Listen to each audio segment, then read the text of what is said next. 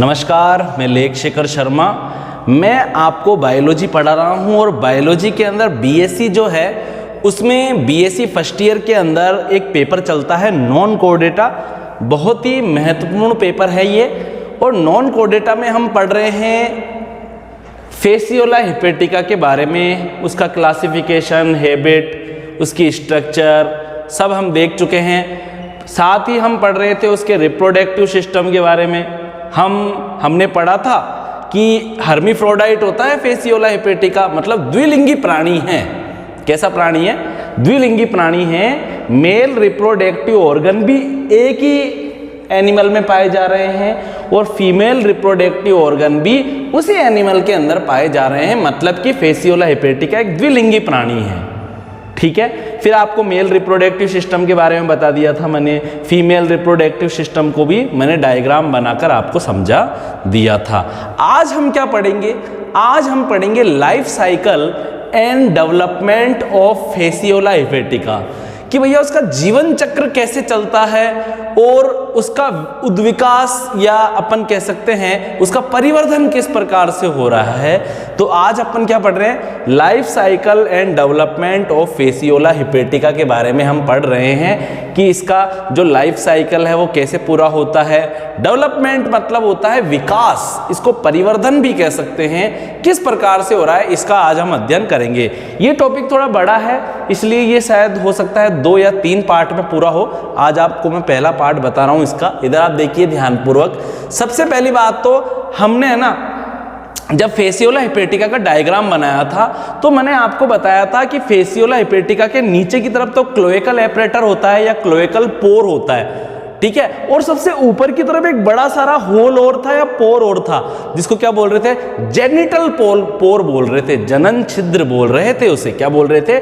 Genital पोर, अर्थात जनन छिद्र उसे कह रहे थे, ठीक है। थोड़े बड़े साइज का होता है। इस जेनिटल पोर के अंदर भी, इस जेनिटल पोर के अंदर भी 2 छोटे छोटे पोर और होते हैं, ठीक है। एक पोर होता है मेल जेनिटल एपरेटर या पोर, दूसरा होता है फीमेल जेनिटल एपरेटर या पोर। आ रही है बात आपको समझ में? एक से तो कौन जुड़ा रहता है? टेस्टिस जुड़ा रहता है, और दूसरे से जुड़ी रहती है ओवरी और यूटेरस, ठीक है। क्या पढ़ रहे हैं आज अपन? फिर अपन ने यह भी पढ़ा था कि जो टेस्टिस होते हैं उससे क्या निकलती है? वास डिफरेंस निकलती है, शुक्रवाहिनी निकलती है। शुक्रवाहिनी किस में जा रही थी? सेमिनल वेसिकल में जा रही थी, शुक्राशय में जा रही थी। मतलब कि टेस्टिस में शुक्राणु बनेंगे, स्पर्म का फॉर्मेशन होगा और सेमिनल वेसिकल में वो एकत्रित होते रहेंगे, स्टोरेज होता रहेगा उनका, ठीक है। सेमिनल वेसिकल के आगे मैंने बताया था कि मांसपेशियों से बना हुआ एक ऑर्गन पाया जाता है, मस्कुलर पेनिस पाया जाता है, जिसको किस नाम से जानते हैं? सिरस के नाम से जानते हैं। अब आप बोलेंगे सर ये डायग्राम तो अलग है, आपने तो ऐसा बनाया ही नहीं था पिछली बार। तो इनके अंदर जो सिरस पाया जाता है ना, वो बॉडी के अंदर ही रहता है, लेकिन जब कोपुलेशन करना होता है, मैथुन की क्रिया करनी होती है, ठीक है, जब स्पर्म का इजेकुलेशन करना होता है या डिस्चार्ज करना होता है, स्पर्म का बाहर निकालना होता है फर्टिलाइजेशन के लिए, तो उस दौरान ये जो सिरस है, ये जो मांसपेशियों से बना हुआ क्या है, ये जो पेनिस लाइक स्ट्रक्चर है सिरस, ये बाहर आ जाती है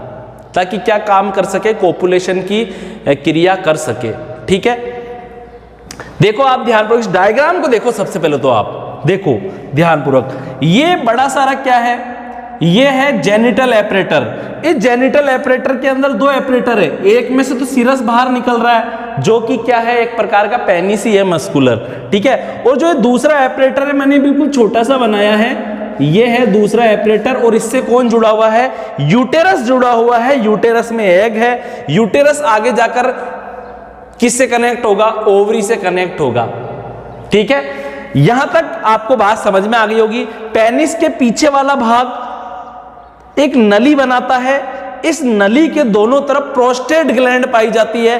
प्रोस्टेट ग्लैंड और नली के थोड़ा आगे की तरफ जब हम बढ़ेंगे तो सेमिनल वेसिकल होता है, और सेमिनल वेसिकल के आगे होता है वास डिफरेंस, और आगे तो फिर क्या होता है, वास डिफरेंस के आगे क्या है, टेस्टीज है। टेस्टीज में स्पर्म बन रहे हैं, फिर जैसे माना कि टेस्टीज में स्पर्म बना एक, फिर ये वास डिफरेंस आकर कहां इकट्ठा हो जाएगा, इस सेमिनल वेसिकल के अंदर इकट्ठा हो जाएगा। आई बात आपको समझ में? लेकिन ये स्पर्म है ना थोड़े इनएक्टिव रहते हैं, क्योंकि इनकी एनर्जी जल्दी ही खत्म हो सकती है, इनएक्टिव फॉर्म में रहते हैं। एनर्जी तो है इनके पास, लेकिन इसको काम में नहीं ले रहे, इनएक्टिव है ये, ठीक है। लेकिन जब इनको सिरस से बाहर निकाला जाता है, सिरस से कहां निकाला जाता है, बाहर निकाला जाता है, तो उस दौरान प्रोस्टेट ग्लैंड में से कुछ सीक्रेशन होता है कुछ पदार्थ का, और वो इन स्पर्म को क्या कर देते हैं, एक्टिव कर देते हैं, ठीक है। देखो सिरस लिखा हुआ है, सिरस किस में से निकल रहा है, मेल जेनिटल एपरेटर में से निकल रहा है। सिरस कहां पर बंद रहता है, सिरस कहां बंद रहता है, कि एक कोश जैसी एक संरचना, एक चैम्बर जैसी संरचना है इसके अंदर, ठीक है। सिरस कहां से निकल रहा है, मेल जेनिटल एपरेटर से बाहर निकल रहा है। सिरस के अंदर एक नली जैसी संरचना है अंदर की तरफ, जिसको इजेकुलेटरी डक्ट बोल रहे हैं। इसको इजेकुलेटरी डक्ट क्यों बोल रहे हैं, क्योंकि इसी से तो स्पर्म बाहर निकलेंगे, उनका इजेकुलेशन होगा, इसी से तो स्खलन होगा। स्खलन वाहिनी है ये, जिससे शुक्राणुओं का क्या हो जाता है, बाहर स्खलन हो जाता है। सबसे इंपॉर्टेंट बात, हर्मीफ्रोडाइट है, फिर भी इसके अंदर क्रॉस फर्टिलाइजेशन ज्यादा पाया जाता है। सेल्फ फर्टिलाइजेशन तो कभी कभी ही देखने को मिलता है, रेयर चांस में ही मिलता है देखने को। देखिए अब आप ध्यानपूर्वक जल्दी जल्दी देखिए life cycle and development of Fasciola hepatica. सबसे पहले हम देखेंगे डाइजेनेटिक लाइफ के बारे में। किसके बारे में देखेंगे, डाइजेनेटिक लाइफ के बारे में देखेंगे। द्विपोषकीय जीवन जीता है ये अपना जो लाइफ साइकिल है वो दो होस्ट के अंदर व्यतीत करता है, दो होस्ट के अंदर रहता है ये। इसका देखो फेसियोला हेपेटिका का लाइफ साइकिल 2 होस्ट में कंप्लीट होता है, 2 परपोषियों में रहता है। ये होस्ट क्या होता है, जैसे जू है, हमारे सर में जू है, तो मैं हो गया होस्ट, और वो जो जू रह रही है ना वो है क्या, पैरासाइट। फेसियोला हेपेटिका पैरासाइट है, इसके 2 होस्ट होते हैं, इसके 2 परपोषी होते हैं। प्राइमरी होस्ट क्या होती है, शीप होती है, और शीप के अंदर यह रहता है अडल्ट फ्लूक लिव्स रहते हैं। शीप के अंदर आपको मिलेंगे मोटे तगड़े अडल्ट लीवर फ्लूक मिलेंगे, ठीक है। और जो इसका सेकेंडरी जो इंटरमीडिएट जो होस्ट होता है ना वो क्या होते हैं, स्नेल जो होता है ना, घोंगा, स्नेल घोंगा आदि होते हैं, ठीक है। फिर क्या होता है बच्चों, अपन सेकंड नंबर पे अब क्या पढ़ेंगे, कोपुलेशन के बारे में पढ़ेंगे, मैथुन क्रिया के बारे में पढ़ेंगे। कोपुलेशन होगा तभी तो फर्टिलाइजेशन होगा, और उसी से तो एग का फिर क्या हो जाएगा, फर्टिलाइजेशन से जायगोट बनेगा, ठीक है। कोपुलेशन यह एक हर्मीफ्रोडाइट एनिमल है, फिर भी इसमें सेल्फ फर्टिलाइजेशन रेयर ही होता है। इसमें नॉर्मली क्रॉस फर्टिलाइजेशन ही पाया जाता है। इसमें सामान्यतया आप देखेंगे कि इसके अंदर बाह्य निषेचन ही होता है। क्रॉस फर्टिलाइजेशन मतलब होता है इनमें सामान्यतया क्रॉस फर्टिलाइजेशन ही पाया जाता है। क्रॉस फर्टिलाइजेशन का मतलब क्या होता है, पर निषेचन। क्रॉस फर्टिलाइजेशन का मतलब क्या होता है, पर निषेचन होता है। ये शॉर्ट में लिखा है मैंने FH। फेसियोला हेपेटिका कोपुलेशन का कार्य होस्ट की बाइल डक्ट में करते हैं। मैथुन की क्रिया कहां कर रहा है फेसियोला हेपेटिका, सबसे पहली बात तो मुझे बताओ, जनन कौन करता है, रिप्रोडक्शन कौन करता है, बच्चा करता है या अडल्ट करता है, अडल्ट ही तो करेगा। और अडल्ट फेसियोला हेपेटिका कहां पाया जा रहा है, अडल्ट फेसियोला हेपेटिका पाया जा रहा है जो भेड़ है, भेड़ के अंदर, उसकी लीवर के अंदर। अब लीवर में से भी तो कुछ क्या निकल रही है, इधर आप देखिए उसके लीवर में पाया जाता है, तभी तो इसको लीवर फ्लूक बोल रहे हैं, ठीक है। अब क्या बोल रहे हैं यहां पर कि ये कहां पहुंच जाता है, कोपुलेशन के दौरान जो अडल्ट जो लीवर फ्लूक है ना, वो कहां पहुंच जाते हैं? बाइल डक्ट में पहुंच जाते हैं। किस में पहुंच जाते हैं? पित्त वाहिनी के अंदर पहुंच जाते हैं। टू फ्लूक्स क्या करते हैं? पास में आ जाते हैं और अपने जेनिटल पोर द्वारा चिपककर कोपुलेशन की क्रिया करते हैं। जेनिटल पोर द्वारा, यह एक अलग फ्लूक है, इसके पास में एक और फ्लूक आ जाएगा और ये जेनिटल पोर उस दूसरे फ्लूक के जेनिटल पोर से चिपक जाएगा और जो ये सिरस है ये उसके जेनिटल पोर के अंदर, जो दूसरे वाले फेसियोला हेपेटिका के जो जेनिटल पोर के अंदर क्या पाया जा रहा है? जो फीमेल जेनिटल पोर है उसके अंदर क्या हो जाएगा? घुस जाएगा ताकि स्पर्म को अंदर पहुंचा सके। एक फ्लूक अपने सिरस द्वारा स्पर्म को इजेक्ट कर देता है। दो लीवर फ्लूक नजदीक आ जाते हैं, अपने जेनिटल एपरेटर द्वारा चिपक जाते हैं, फिर एक लीवर फ्लूक का सिरस बाहर निकलता है और दूसरे लीवर फ्लूक का जो जेनिटल एपरेटर के ऊपर भी एक छिद्र पाया जा रहा है, फीमेल जेनिटल एपरेटर, उसमें घुस जाता है और स्पर्म को अंदर इजेक्ट कर देता है, छोड़ देता है। फिर क्या होता है? सीधी सी बात है, इसमें डाल रहा है स्पर्म को, ये सिरस किसी दूसरे फेसियोला हेपेटिका के इस फीमेल जेनिटल एपरेटर में स्पर्म को डाल रहा है। ये स्पर्म अंदर आ गया। अब स्पर्म और अब स्पर्म और जो एग है वो दोनों जुड़ जाएंगे, दोनों के बीच में क्या हो जाएगा? फर्टिलाइजेशन हो जाएगा।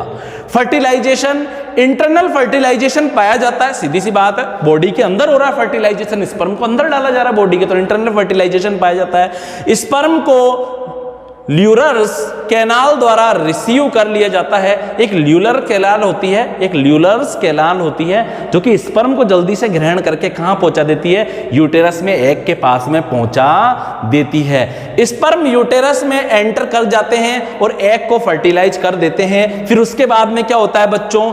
कैप्सूल का फॉर्मेशन हो जाता है। एग बहुत सॉफ्ट होते हैं और एग की प्रोटेक्शन के लिए किसका फॉर्मेशन हो जाता है? उनके चारों तरफ कैप्सूल का निर्माण हो जाता है। प्रत्येक फर्टिलाइज एग अर्थात प्रत्येक निषेचित अंडे और जो उससे आगे जाकर उसमें सेल डिवीजन होने से क्या बनेगा? कुछ एम्ब्रियो वगैरह कुछ तो बनेगा। तो क्या बोल रहा है? प्रत्येक फर्टिलाइज एग और जो जायगोट है, फर्टिलाइज एग को ही जायगोट बोलते हैं बच्चों। जायगोट के चारों तरफ योक सेल इकट्ठी हो जाती है, योक वाली सेल इकट्ठी हो जाती है और योक एंड सेल प्रोवाइड करती रहती है। योक तो क्या करता है? एग को न्यूट्रिशन देता है और सेल क्या करता है? उसके चारों तरफ कवच बनाकर उसका प्रोटेक्शन करता है। सेल के अंदर कौन कौन से पदार्थ पाए जा रहे हैं उस कवच के अंदर? Globules of yolk cell contain protein and phenol.